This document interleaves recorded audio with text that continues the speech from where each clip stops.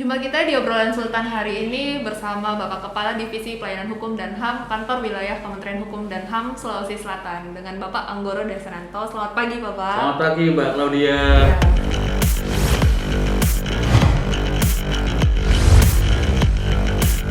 Hari ini kita mau ngobrol seputar Divisi Pelayanan Hukum dan HAM nih Pak. Oke. Ya, izin bertanya nih Pak. Oke. Apa saja tugas dan fungsi dari Divisi Pelayanan Hukum dan HAM?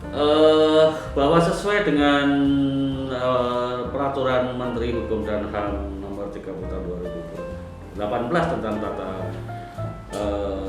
susunan tata kerja di Kementerian Hukum dan HAM, dalam Divisi Pelayanan Hukum kami melaksanakan tugas fungsi secara vertikal.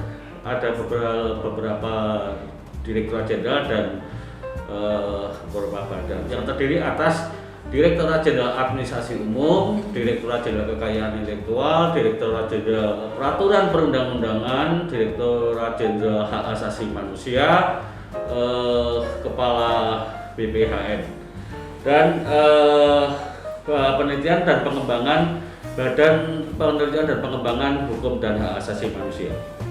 Itu Mbak tugasnya. Oke. Kalau untuk bidang di dalam Divisi Pelayanan Hukum dan HAM itu Di bidang Divisi Pelayanan Hukum ada 3 bidang. Satu, bidang hukum, bidang pelayanan hukum, dan bidang pelayanan hak asasi manusia. Di setiap bidang itu terdiri atas 2 subbidang.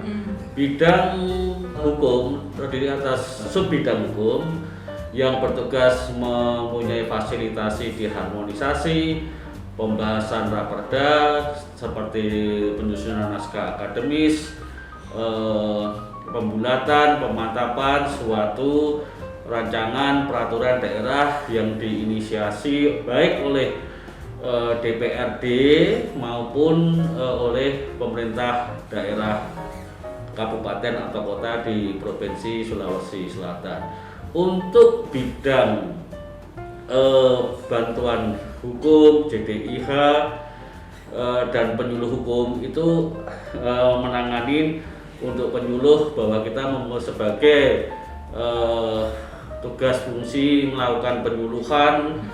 JDIH adalah mengelola perpustakaan secara online yang tentunya terintegrasi dengan JDIH Nasional Jaringan Dokumentasi Hukum secara nasional. Di samping itu ada pengelolaan tentang organisasi bantuan hukum, di mana memberikan bantuan hukum secara cuma-cuma atau secara gratis kepada masyarakat yang orang yang mempunyai permasalahan hukum dan dibantu terutama dengan kategori orang yang kurang mampu atau orang miskin.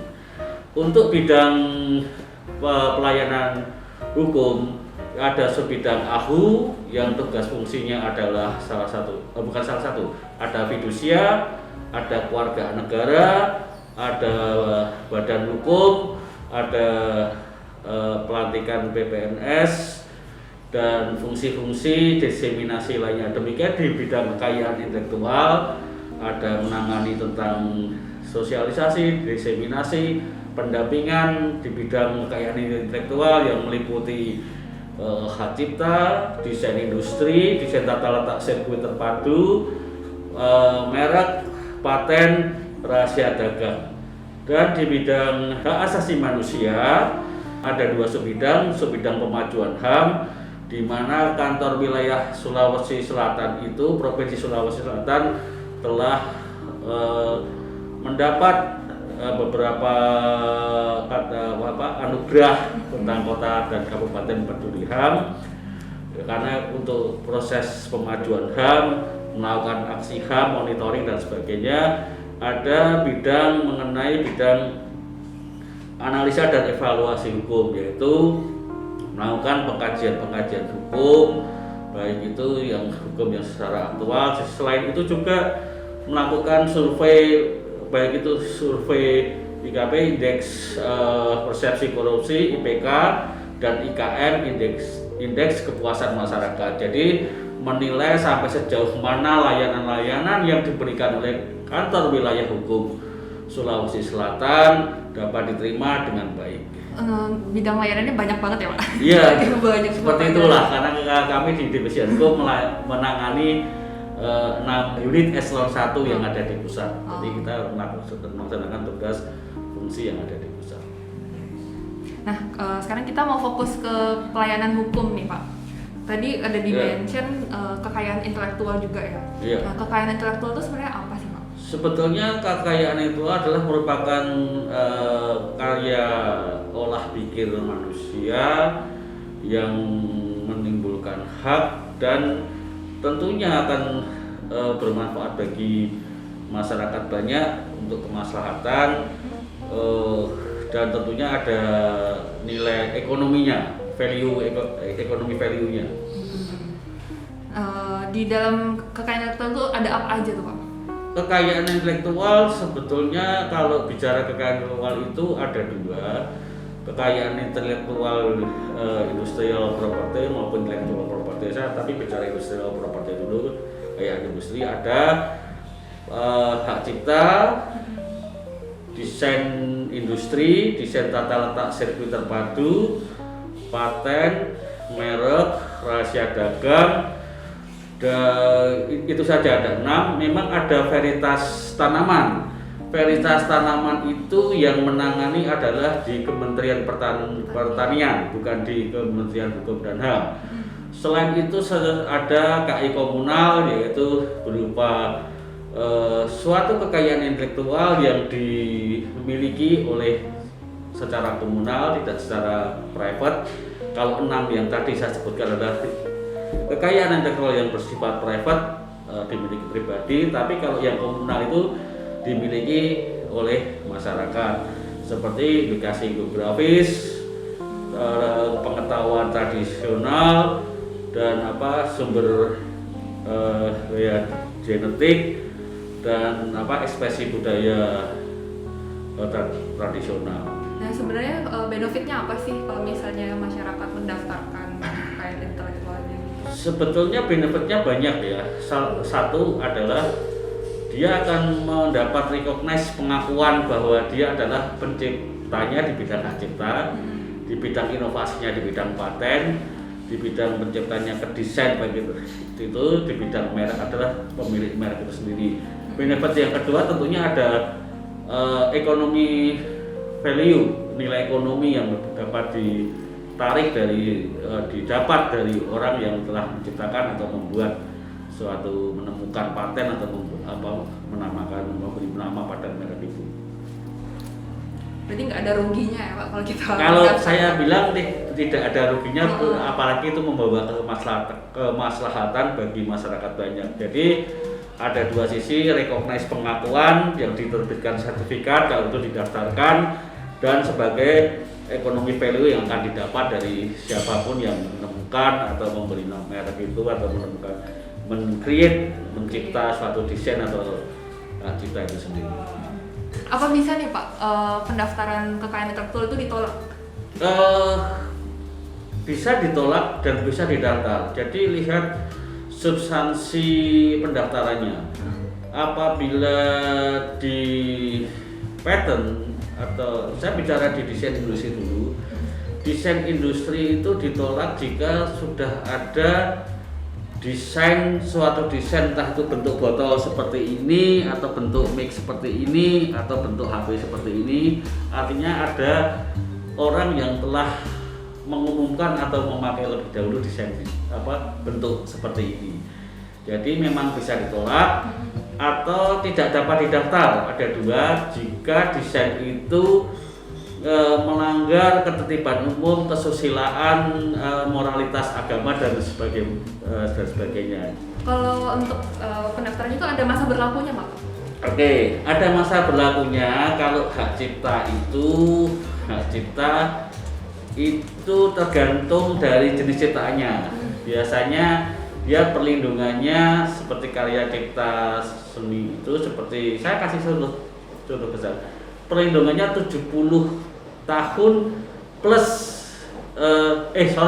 perlindungannya seumur hidup terhadap penciptanya plus 70 tahun setelah yang si pencipta itu meninggal. Saya kasih contoh besar, pengarang lagu Bengawan Solo.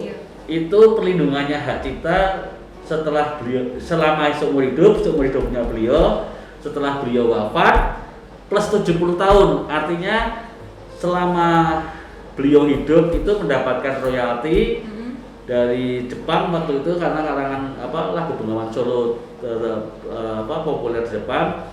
Nah, setelah beliau wafat, umpamanya wafatnya di 2020 plus 70 tahun masih jangka waktu perlindungannya masih berlaku, artinya beliau masih hak warisnya masih menerima royalti. Untuk desain industri itu masa perlindungannya hanya 10 tahun. Artinya suatu kemasan packaging bentuk botol ini sekali didaftarkan dia terhitung 10 tahun. Setelah 10 tahun bagaimana? Setelah 10 tahun setiap orang semua pihak dapat menggunakan botol ini, dianggap tidak meniru ya. Kalau patent ada 2. Paten sederhana itu pelindungannya seperti ini 10 tahun, setelah itu public domain, orang boleh memakai. Atau paten yang biasa pelindungannya selama 20 tahun. Saya kasus ada suatu motor produksi Taiwan, produksi China, yang kompresi injeksinya meniru motor produksi Jepang. Dan itu di Jepang tidak bisa mengklaim karena sudah 20 tahun lewat, berarti pemilik patennya Jepang itu tidak bisa mengklaim. Jadi pihak dari Tiongkok Cina memakai kompresi itu sah-sah saja. Jadi kalau paten ada 2, paten sederhana 10 tahun, setelah itu public domain, paten yang biasa 20 tahun, setelah itu public domain. Bagaimana mengenai merek? Ini kalau merek itu sepanjang pemilik merek itu masih menggunakan bisa, artinya 10 tahun habis bisa diperpanjang, 10 tahun habis bisa diperpanjang, 10 tahun habis bisa diperpanjang. Jadi ada merek-merek Indonesia yang legendaris. Mengapa legendaris? Karena jangka pelindungannya setiap 10 tahun habis diperpanjang, 10 tahun habis diperpanjang. Bahkan mungkin merek itu ada sebelum Mbak Claudia lahir, sampai sekarang pun masih eksis. Tapi saya nggak menyebut mereknya karena bukan sponsor ini. Mengenai desain tata letak sirkuit terpadu, perlindungannya hampir sama dengan pendekatannya dengan paten. Memang di sini belum ada yang mendaftarkan desain melalui Kanwil Hukum dan HAM Sulawesi Selatan, belum ada yang mengajukan pendaftaran desain tata letak sirkuit terpadu. Saya pikir di kantor di Direktorat Jenderal Kekayaan Intelektual di Jakarta pun, di Kementerian Hukum dan HAM Pusat, belum ada yang mengajukan tentang desain tata letak sirkuit terpadu. Bagaimana dengan rahasia dagang? Rahasia dagang tidak melakukan pendaftaran, karena kalau pendaftaran didaftarkan rahasianya hilang dong, karena semuanya ketahuan. Jadi apa yang disebut rahasia dagang? Kalau saya menggambarkan seperti ini, kalau orang mengajukan paten, ada obat-obatan, satu produk merek obat yang manjur, itu pasti deskripsinya di paten, formulanya dijelaskan, tapi tidak akan dijelaskan bahwa obat ini ampuh jika dipanaskan di suhu, deskripsinya nih 30 derajat sampai 1000 derajat. Artinya rahasia dagangnya di situ. Harus search and development di antara suhu 30,0001 30 sampai 1000 derajat. Nanti rahasia yang tersembunyi di situ dan itu tidak pernah diungkap kemanapun. Ada ayam goreng yang rasanya crispy.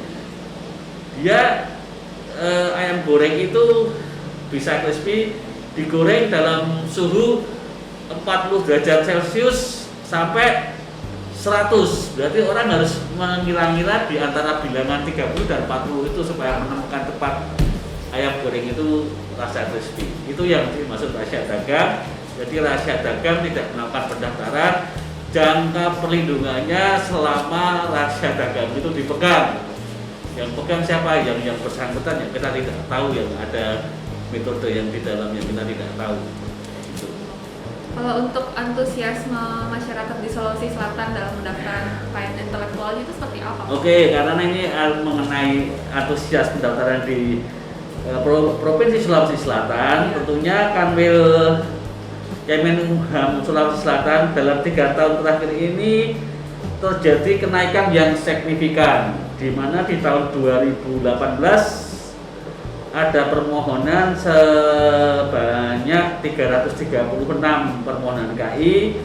Di tahun 2019 menjadi 450. Dan pada tahun 2020 ada 517. Dan kemarin saya MOU dengan Kabupaten Bone, insya Allah dalam bulan Maret ini akan mengajukan 603 permohonan kekayaan intelektual khususnya di bidang merek yang memerlukan pendampingan dari kantor wilayah selaku instansi yang melakukan pendampingan, sosialisasi dan sebagainya akan masuk di bulan Maret. Jadi PNBP yang diraih 3 tahun terakhir dari 2018 PNBP di bidang kekayaan intelektual di Sulawesi Selatan sebesar 701 juta, dan di 2019 897 juta rupiah, dan puncaknya di 2 tahun di 2020 di mana PNBP kekayaan intelektual di Sulawesi Selatan meroket nanjak hingga 1.830 juta rupiah, 2 kali lipat dari tahun sebelumnya. Signifikan sih Pak. Ya, itu berkat sosialisasi, pembimbingan, pendampingan untuk orang-orang, untuk para pihak yang mengajukan permohonan di bidang KI, baik itu di paten, merek, desain industri, hak cipta. 2021 berarti naik lagi, melejit lagi. Ya, insya Allah, mudah-mudahan karena ini di Maret sudah ada yang 603 yang akan masuk. Di kuartal 1 kan udah ada 603 ya, nih Pak. 603, betul. Ini aja kemarin di kuartal sampai kuartal terakhir di 2021 517. Nah, sekarang di awal Maret di kuartal doakan semuanya supaya Sulawesi Selatan bisa menembus PNBP-nya lebih tinggi dari sebelumnya. Nah, untuk semua pelaksanaan pelayanan hukumnya ini apakah sudah berbasis online Pak?